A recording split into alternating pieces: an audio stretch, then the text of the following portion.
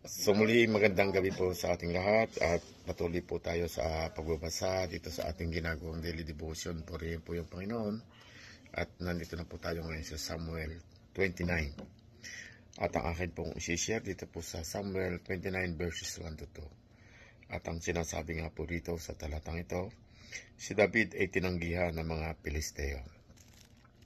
Verse 1, ang mga Pilisteo ay nagtipon-tipon sa Apek. At ang mga Israelita naman ay sa tabi ng malaking bukal sa libis ng Jezreel. Nang ang mga pinunong Pilisteo ay patungo na sa labanan, kasama ang kanilang pangkat na may daan-daan at may libo-libo, nakita nila ang pangkat ni David. Ang mga ito'y nasa hulihan at kahanay ang pangkat ni Aquis sa pangkat ni Aquis. Salamat po. Purihin po yung Panginoon sa pagkabasa ng banal na salita. God bless everyone. Magandang gabi po sa ating lahat at muli tayo po mag-share sa ating daily devotion dito po sa 1 Samuel chapter 29 verse 3 to 4. Nang magkagayoy, sinabi ng mga prinsipe ng mga Pilisteo ang mga Hebreyong ito at sumagot si Achis sa mga prinsipe ng mga Pilisteo. Hindi ba ito ay si David na lingkod ni Saul na hari ng Israel na napasa akin ang mga araw na ito o ng mga taong ito at hindi ako makasumpong ng anumang kakulangan sa kanilang mula nang siya ay lumapit sa akin hanggang sa araw na ito. Ngunit ang mga prinsipe ng mga Pilisteo ay nagalit sa kanya at sinabi ng mga prinsipe ng mga Pilisteo sa kanya, pabalikin mo ang taong yan upang siya bumalik sa kanyang dako na iyong pinaglagyan sa kanya at huwag mong pababain na kasama natin sa pakikipagbaka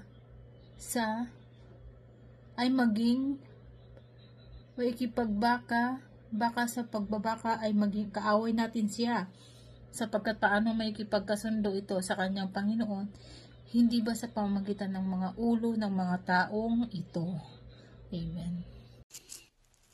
Magandang gabi po sa inyo lahat. Ang babasahin ko po ngayon, Samuel chapter 29 verse 5. Hindi ba yan ang David na kanilang binabanggit sa awit na pumatay si Saul ng libo-libo, si David na may 10,000? Amen. Samuel chapter 29 verse 6 to 7.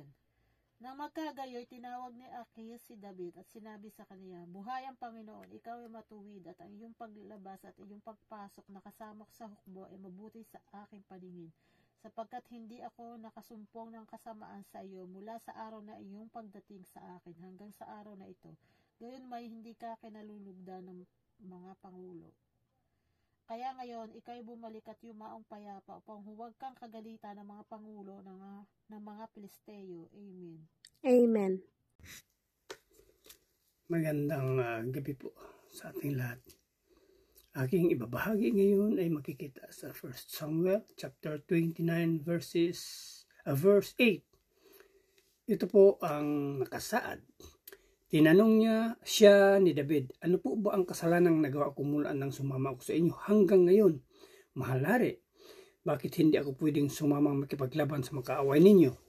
Yun lang po, maraming salamat. Purihin ang Panginoon. God bless. Magandang gabi po sa lahat. Ang babasahin ko po ngayon ay makikita sa Samuel 29 verse 9.